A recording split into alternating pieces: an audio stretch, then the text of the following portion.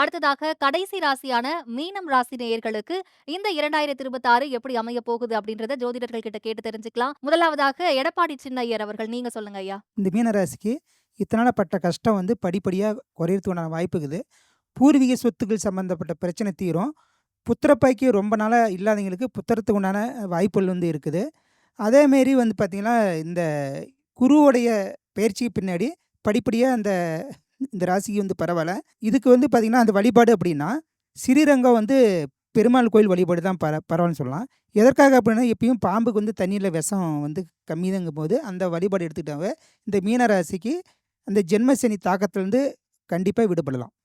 அடுத்ததாக மணிமுருகேசன் ஐயா, நீங்க சொல்லுங்க. மீனராசி நேர்களை பொறுத்தவரையிலும் சிந்தனைகளில் சின்ன சின்ன குழப்பங்கள் ஏற்படுறதுக்கான காலகட்டங்களாக இருக்குது. அதே சமயத்தில் ரொம்ப சுபிட்சமான ஒரு காலகட்டம் தான் இது. அடுத்தது தோப்பு கரணங்கள் போட்டாங்கன்னா தொந்தரவுகள்லேருந்து நீட்டு வெளியில் வந்துடலாம். தோப்பு கரணங்கள் போடுறதுனால ரொம்ப ரொம்ப சிறப்புகள் உண்டாகும். ஆஞ்சநேயர் வழிபாடும் விநாயகப் பெருமான் வழிபாடும் எடுத்துக்கிறது ரொம்ப ரொம்ப அவசியம். அதே சமயத்தில் குழந்தைகள் விஷயத்தில் ரொம்ப கவனமாக இருக்கணும். சின்ன விஷயமாக இருந்தாலும் குழந்தைகளோட நடவடிக்கைகள் நீங்கள் கவனமாக இருந்தீங்க அப்படின்னா மீனராசிக்காரங்களை பொறுத்தவரை எந்த விதமான தொந்தரவுகளும் இல்லை. மிக சிறப்பா சொன்னீங்க. அடுத்ததாக சுகன்யா அம்மா, நீங்க சொல்லுங்க. மீனராசி நேயர்களுக்கு வந்து பார்த்தீங்கன்னா, இந்த வருஷம் கல்யாணம் ஆகாதவங்களுக்கு கல்யாணம் நடக்கும். அதே மாரி இடமாற்றம்ன்றது ஜூன் மாசத்துக்கு அப்புறம் அவங்களுக்கு இடமாற்றம்ன்றது இருக்கும். இன்னொன்னு வந்து பார்த்தீங்கன்னா, அவங்க நெறைய வந்து ஒரு குழப்பத்தில இருப்பாங்க. நம்ம ஏன் இப்படி இருக்கோம்? இந்த ஃப்யூச்சர் எப்படி இருக்கும்? இதெல்லாம் எப்படி சமாளிக்கிறது? என்ற ஒரு சூழ்நிலை அவங்களுக்கு வந்து குழம்பி போயிட்டே இருப்பாங்க. அத பத்தி அவங்க கவலைப்பட வேண்டிய அவசியம் இல்ல. காஞ்சி காமாட்சியோட வழிபாடும் பண்ணாங்கன்னா, அவங்களுக்கு மிக சிறப்பு. அதே மாரி ஆஞ்சநேயருக்கு வந்து 11 சுத்து சுத்திட்டு 11 விளக்கு போட்டாங்கன்னா, இவங்களுக்கு மீனராசிக்காரங்களுக்கு ரொம்ப நல்லாயிருக்கும். அதே மாரி இவங்களுக்கு வந்து பூர்வீக சொத்து பிரச்சனைகள் வந்து வரும், வராதுன்ற மாரி இருக்கும். ஆனா, பூர்வீக சொத்து மூலியமா இவங்களுக்கு தன லாபம்ன்றது நிச்சயமாக கிடைக்கும். இப்போ வந்து மீன ராசிக்கான பலன்களை நம்ம இப்ப ஜோதிடர்கள் சொல்ல கேட்டோம். அடுத்ததா ஜோதிட வல்லுநர்கள் கிட்ட கேட்கலாம். சின்ன சேலம் கமாண்டோ கண்ணன் அவர்கள், நீங்க சொல்லுங்க. இந்த மீனம் ராசிக்கான பலன்கள் என்ன? மீனராசி மீனராசிக்கு வந்து ஜென்ம சனி ஓடிட்டு இருக்குது. 7.5 சனியில் ஜென்ம சனி அதுவும் ஓடிட்டு இருக்குது. ஜென்ம சனி ஓடிட்டனால இப்போ வந்து குரு பகவான் ஜூனுக்கு பிற்பாடு தான் அவர் பார்ப்பார். அன்ன வரலையும் கொஞ்சம் கஷ்டமான காலம்தான் இவருக்கு. இருந்தாலும் இந்த 7.5 சனி வந்து ஜென்ம சனின்னு சொல்லுவாங்களோசரம் பொதுவாகவே எல்லா மீனராசியிலும் எல்லாம் கஷ்டப்படுறாங்கன்னு இல்லை, எல்லாருமே கஷ்டப்படாத இருக்கவங்களும் இல்லை, ஊரை விட்டு ஓடுறவங்களும் இருக்கான், நல்லா செல்வாக்கும் இருக்கிறாங்க. என்ன காரணம்னா, இப்போ நிறைய பேர் என்கிட்ட வருவாங்க. நீங்கள் டிவியில் சொல்கிறீங்க ராசி சொல்கிறது எல்லாம் கரெக்டாக இருக்குது அப்படின்னாங்க. 12 ராசி 9 நவக்கோள் தான் இருக்குது.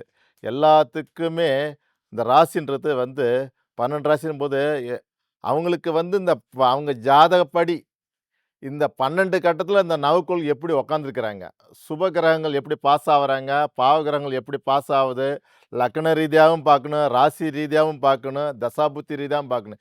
இதெல்லாம் பார்த்து தான் ஒருவருடைய ஜாதகப்படி அவருக்கு இப்போ நல்ல காலமா கஷ்டமான காலமா ஜென்ம சனியாக இருந்தாலும் நல்லது நடக்குமா கெட்டது நடக்குமா அது பார்த்து தான் சொல்ல முடியும். அதனால் வந்து நாங்கள் எல்லாரும் சொல்கிறோம், ஐயா எல்லாருமே அவர் ஐயா எல்லா விஷயத்தையும் சொல்லுவார். இது வந்து அவங்கவுங்க பார்த்து இருக்கலாம், பயப்பட தேவையில்ல. எல்லாருமே ஜென்ம சனியாக பயந்துட தேவையில்ல. வேணாம், அது நல்லா இருக்குதா கெட்டு இருக்குதுன்னா உங்களுடைய பக்கத்தில் ஒரு அருகில் உள்ள ஒரு ஜோதிடரை பார்த்து நீங்கள் அது தெரிஞ்சுக்கிறது உங்களுக்கு சேஃப்டி. இது ஓகே.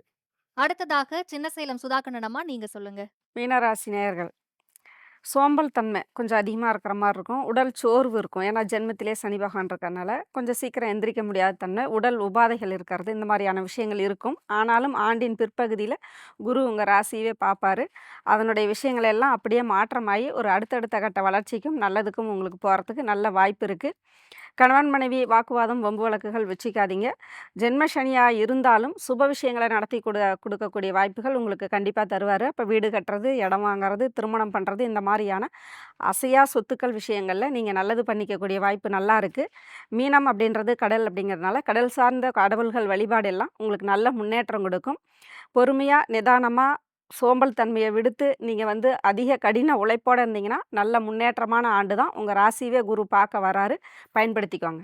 அடுத்ததாக நல்வாழ்க்கை ஜோதிடர் முகுந்தன் முரளி ஐயா கிட்ட கேட்கலாம். ஐயா, நீங்க சொல்லுங்க. பொறுமையும் அமைதியும் எண்ணம் கொண்ட மீனராசி நேயர்களே, உங்கள் ராசியில தான் சனி பகவான் இருக்கிறாரு. ஆனால் இருந்தாலும் 7.5 சனி நடக்கிறதுனால பெருசாக பயந்துக்கலாம் வேண்டாம். உங்களோட கடினமான முயற்சியின் மூலமாக பல வெற்றிகள் உங்களுக்கு காத்து கொண்டு இருக்கின்றது.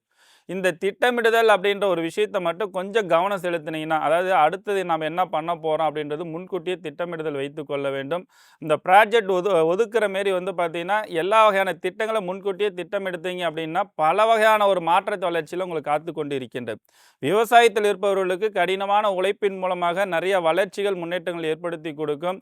ஜவுளி வியாபாரத்தில் இருப்பவர்கள், மல்லிகை கடை வச்சிருக்கிறவங்க, டிபார்ட்மெண்ட் ஸ்டோர் வச்சிருக்கிறவங்க, வண்டி வாகனங்கள் வைத்து கொண்டிருப்பவர்கள், இவருக்கெல்லாம் எதிர்பார்த்த லாபம் கிடைக்கலனாலும் ஓரளவுக்கு லாபம் கிடைக்கக்கூடிய ஒரு அமைப்பாற்றல் கண்டிப்பாக உருவாக்கி கொடுக்கும்.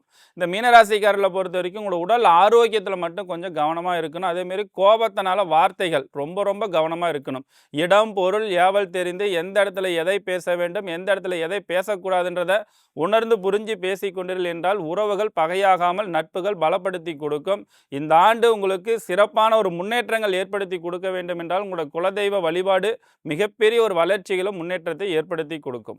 மிக சிறப்பா சொன்னீங்க ஐயா. அடுத்ததாக ஸ்ரீரங்கம் கார்த்திகேயன் ஐயா, நீங்க சொல்லுங்க. இது மீனராசி கொஞ்சம் வேற மாதிரி சொல்லுவோம். இந்த ருத்ரான்னு ஒரு படம் பாக்யராஜ் சாரோடது. அதில் வந்து அவர் பஃபூன் வேஷம் போட்டுட்டு ஒரு பேங்கை கொள்ளையடிக்க போவார். எல்லாம் கேட்பாங்க, சிரிப்பாங்க ஃபஸ்ட்டு. இந்த மீனராசினரை பார்த்து இந்த ஒரு வருஷத்தில் எல்லாரும் நகைத்திருப்பாங்க. இவன் கடங்காரன், இவன் வீணாக போனவன், இவன் தேரல, இவன் உருப்படலை, நீ நான் போய் இதெல்லாம் பண்ண போகிற, சிச்சி சிச்சி அப்படின்னு கிண்டல் பண்ணியிருப்பாங்க.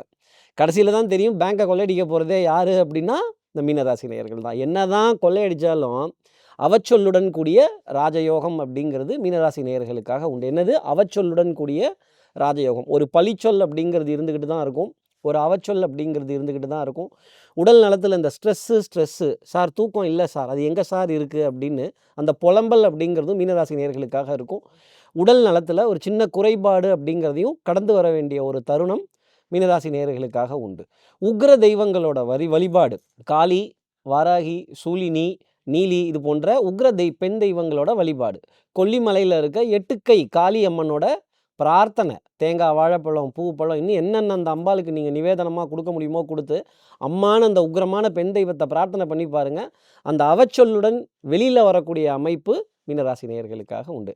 ஆனால் கண்டிப்பாக கொள்ளையடிக்க போகிறது நீங்கள் தான், மனசையும் கொள்ளையடிப்பீங்க. ரொம்ப அழகா சொன்னீங்க ஐயா. கடைசியா யதார்த்த ஜோதிடர் செல்வி ஐயா கிட்ட கேட்போம். ஐயா, நீங்க சொல்லுங்க, மீனராசிக்காரர்களுக்கு இந்த ஆண்டு எப்படி இருக்கும்? மீனராசின்றாலே அந்த ஜென்ம சனி இப்போ இருக்குது. ஆக்சுவலாக உங்களுக்கு வந்து ராசிநாதன் வந்து பார்த்திங்கன்னா குரு தான் உங்கள் அதிபதி. அவர் இந்த வருஷத்தில் உச்சமாக போகிறார். ஸோ நீங்கள் பயங்கர பலமாக போகிறீங்க. ஸோ ரொம்ப அழட்டிக்காமல் இருந்தீங்கன்னா நல்லது. உடற்பயிற்சி தான், சனின்னாவே உடற்பயிற்சி தான்.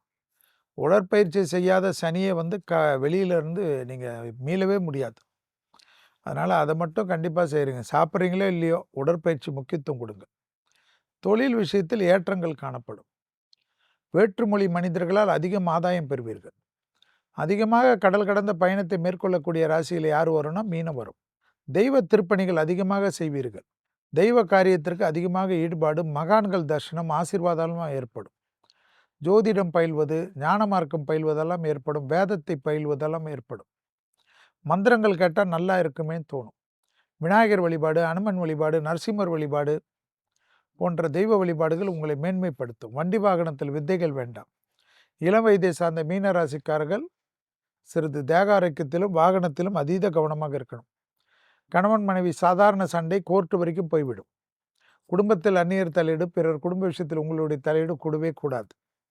கண்டிப்பாக பார்த்து கொள்ளுங்கள். காதல் அமைப்பில் யாரையாவது அமைச்சு பஞ்சாயத்து பண்ணீர்கள் என்றால் பஞ்சாயத்து பண்ணவர்களுடன் நீங்கள் போய் கெஞ்ச வேண்டியதாகிடும். அதனால் அந்த விஷயத்தில் ரொம்ப கவனமாக இருங்கள். மீனராசிக்காரர்களுக்கு அற்புதமான ஆண்டு. ஏனென்றால் உங்கள் ராசிநாதன் மே மாதத்துக்கு பிறகு உச்சம் பெறப் போகிறார். பெரிய அளவு பலம் உங்களையும் பார்க்க போகிறார். சுபகாரிய தடைகள் எல்லாம் டக்கென்று நிவர்த்தி, தொழிலில் ஏற்றம் அனுகூலம், வண்டி வாகன மாற்றங்கள் அனுகூலம் என்று விசேஷத்தை தரும். ஜென்மசனி என்று நீங்களே ஜோதிடம் சொல்லிக்கொண்டு பயப்படாதீர்கள். அற்புதமான காலகட்டத்தை ஏற்படுத்தி கொடுக்கும் 2026ஆம் ஆண்டு மீனராசிக்காரர்களுக்கு.